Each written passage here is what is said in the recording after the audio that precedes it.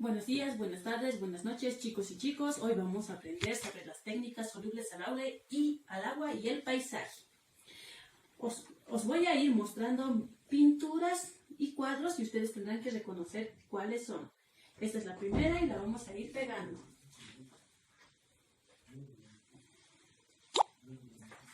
Aquí tenemos otra, una composición de objetos y también la vamos a ir pegando.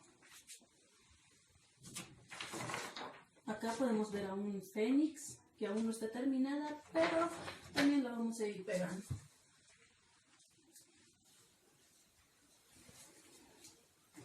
Acá una más pequeña sobre frutas.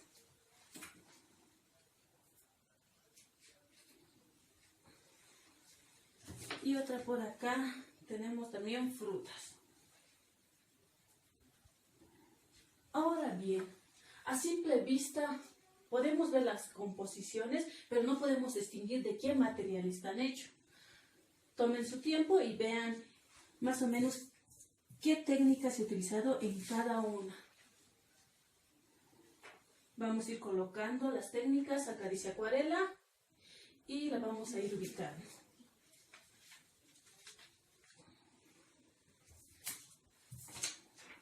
Acá tenemos tinta china.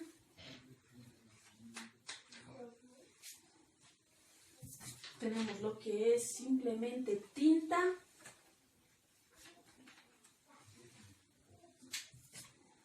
Y lo que son las témperas.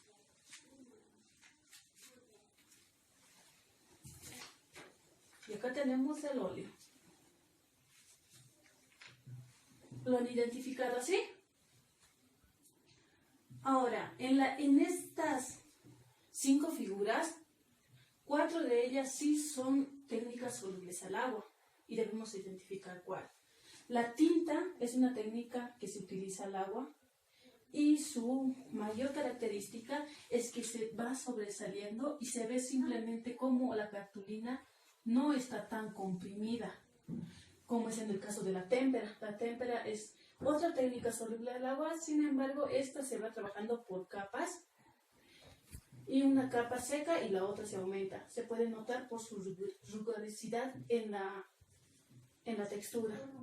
La tinta china no es tanto una técnica de pintura convencional, pero también se la utiliza como una técnica que es soluble al agua.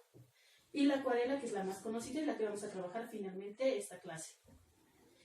Dentro de estas 5, el óleo se diluye con el aguarrás o con gasolina, por lo cual no formaría parte de este conjunto de técnicas solubles al agua.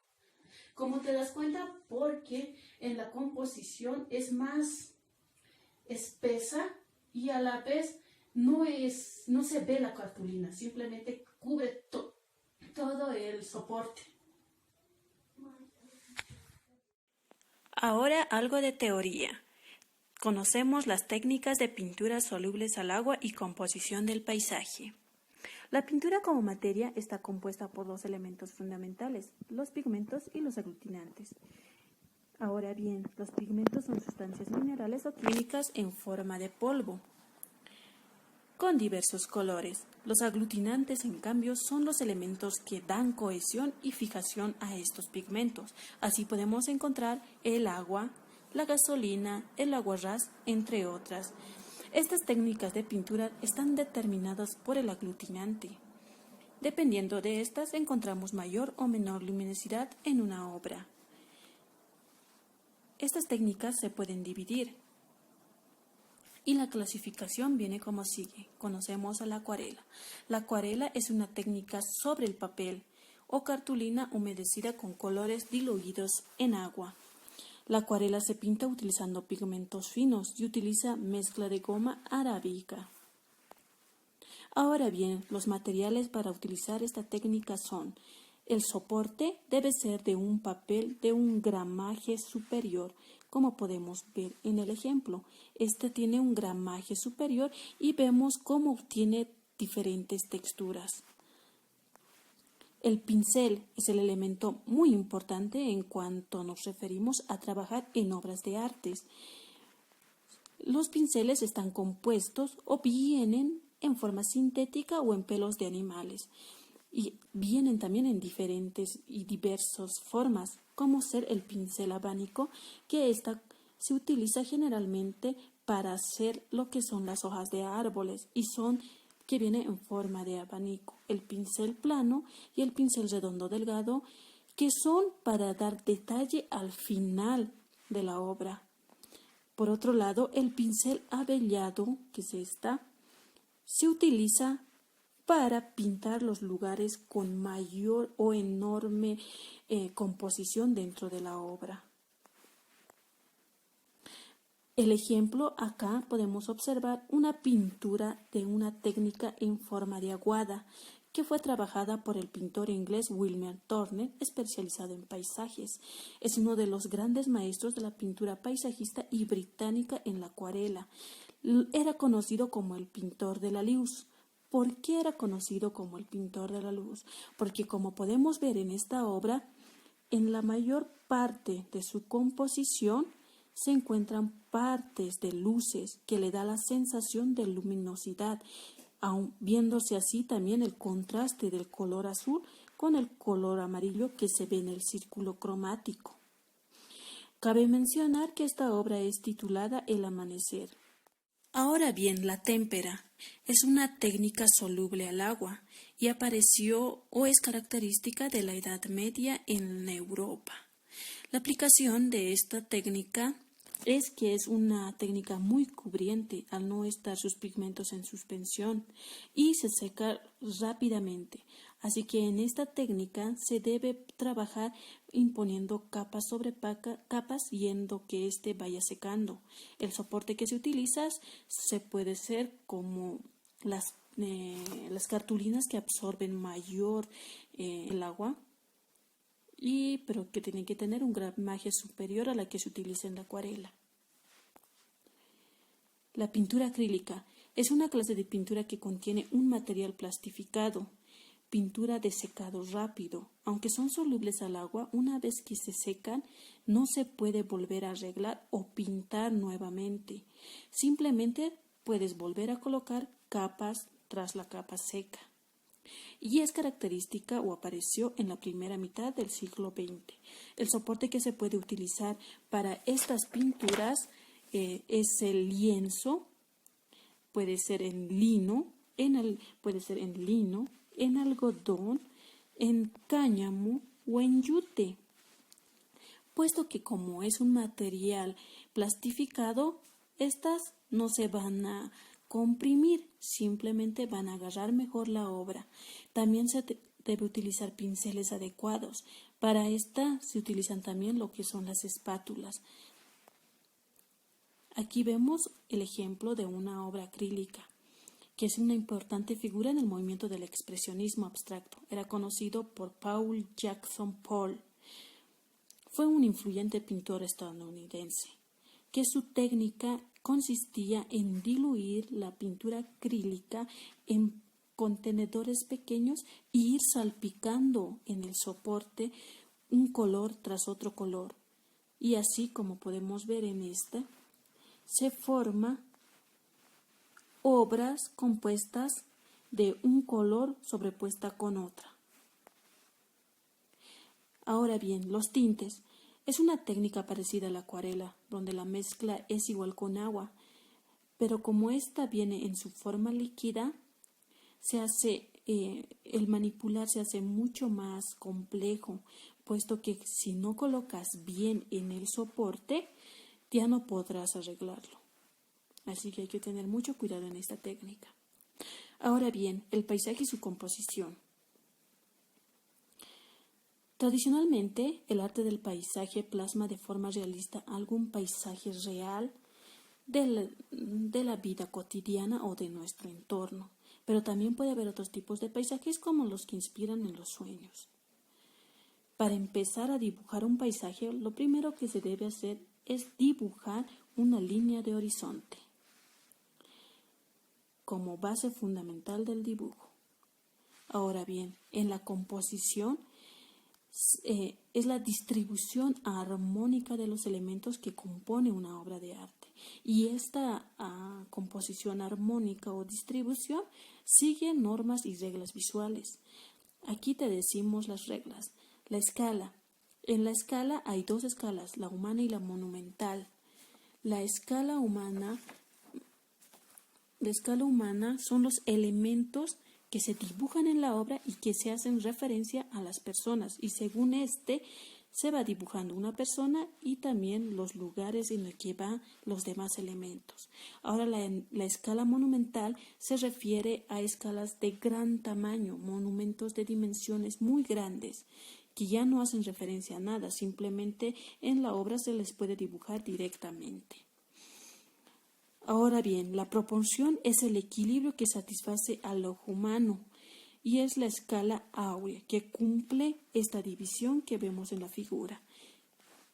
X, A y Y, en el cual se puede hacer lo que es la composición de una obra en su totalidad. Cabe mencionar que en esta composición se debe utilizar solamente el 70% cargado de lo que serán los dibujos de montañas, de soles, etc. Otra de las composiciones sería la unidad, que es la característica por la cual la imagen se percibe en un conjunto. Es decir, que se ve armónico y unido, cosa que no de un contexto diferente. La diversidad es los componentes o los diversos componentes que constituyen una obra. Como podemos ver acá, personas, hay automóviles, árboles y edificios. Los ejes son líneas a partir de los cuales a ambos lados se disponen los componentes del paisaje, como por ejemplo tenemos eje horizontal y eje vertical, por el cual una obra se puede ver muy bien definida y no tan cargada. La simetría. Con la aparición de los ejes de simetría se descomponen los componentes. Pueden haber 3 en la naturaleza. La bilateral, que son componentes de ríos, bosques y ribera, que no están en nuestra obra. La caleidoscopia, solo como elementos antrópico, es una simetría con numerosos ejes, que tampoco, tal vez acá lo podemos ver como una simetría, pero como una forma de perspectiva, ¿no? La dualista, las imágenes a los dos lados son complementarias. Esa sí la podemos ver en esta. Miren, esta es la simetría o el eje que parte a la obra, pero ambas son complementarias. Esta complementa a esta. El ritmo es la repetición de componentes dentro de la obra. Y en nuestra obra la podemos ver. Hay personas acá, hay personas acá, lo que se está repitiendo. También acá hay edificios y aquí hay otros edificios que también se repiten en la obra. Ahora bien, los contrastes. Los contrastes son la asociación de elementos característicos en elementos opuestos. También se refieren a los colores contrastes. Podemos ver el amarillo con el verde, que son contrastes. También se puede reflejar en la utilización de colores claros acá y los colores oscuros por este otro lado, que son opuestos. Ahora bien, llegamos al momento de la producción. Sin antes mencionar que en la teoría mencionábamos los gramares y los grosores de la hoja. Hoy vamos a trabajar con lo que es acuarela. Aquí les muestro una página que tiene textura y otra en una cartulina normal. Podemos trabajar en ambas o si queremos también podemos trabajar con cartulinas de color. Estas ya son para hacer paisajes y ganar a lo máximo el color que tiene nuestro soporte. Así también podemos utilizar un triplex que nos ayudará más en el absorbimiento del material. Pero bien, hoy vamos a trabajar con lo que es material con textura. Y lo primero que hacemos es, las cosas que utilizamos y los materiales son el soporte, que es la cartulina hilada, un masking para los contornos y acuarelas de diferentes tipos, o también podemos utilizar, no es necesario tener una marca en específica, podemos utilizar estas que se van a combinar con el agua. que es el diluente. También utilizamos los pinceles de diferentes tamaños. Unas que son para árboles, otras que son para ir el contorno y ir definiendo. Estas que son para pintar los espacios grandes y estas que nos van a ayudar a hacer los árboles. Ahora bien, lo primero que tenemos que hacer es fabricar nuestro soporte para que nuestra hoja no se mueva. Y vamos colocando. Esto también nos ayuda a definir el contorno de nuestra obra.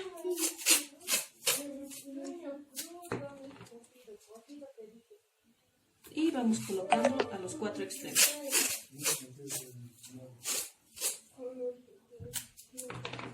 Esto lo hacemos para lograr más o menos un efecto así como esta, que tiene su encuadre y se vea más presentable en nuestro trabajo.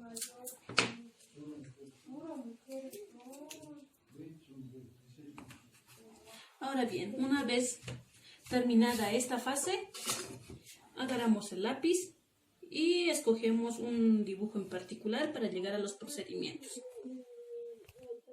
Ahora haremos el procedimiento. Paso número 1. Dibuja con el pincel o con el lápiz y luego repasa con el pincel. Seguidamente elige cualquier tono, pero tiene que ser casi transparente. Paso número 2. Pinta primero el cielo degradando el tono de color azul hasta llegar al tono celeste claro. Deja algunas zonas en blanco, repasa con el color verde claro todo el cimiento y espera el secado del papel para el siguiente tono. Paso número 3. Secado el papel, hacer una mezcla con diferentes tonalidades de los verdes. Dibuja con el pincel las ramas y los troncos. Repasa un tono claro verde y luego oscuro y otros tonos pueden dar volumen a la copa del árbol y los arbustos. Recuerda que en la acuarela se trabaja capa por capa, así que espera que seque cada capa para otorgarle otra capa.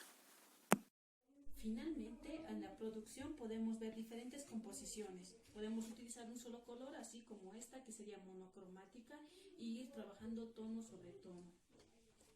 O también podemos utilizar un paisaje como esta, que también se ha trabajado en acuarela, pero esta ya tiene adjuntamiento de técnica.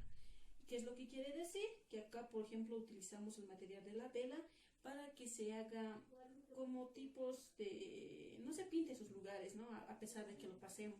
También se hizo eso por acá, utilizando sal. También podemos utilizar simplemente la técnica del agua con un cargamiento de la acuarela para tener esta sensación, ¿no?, de que está cayendo.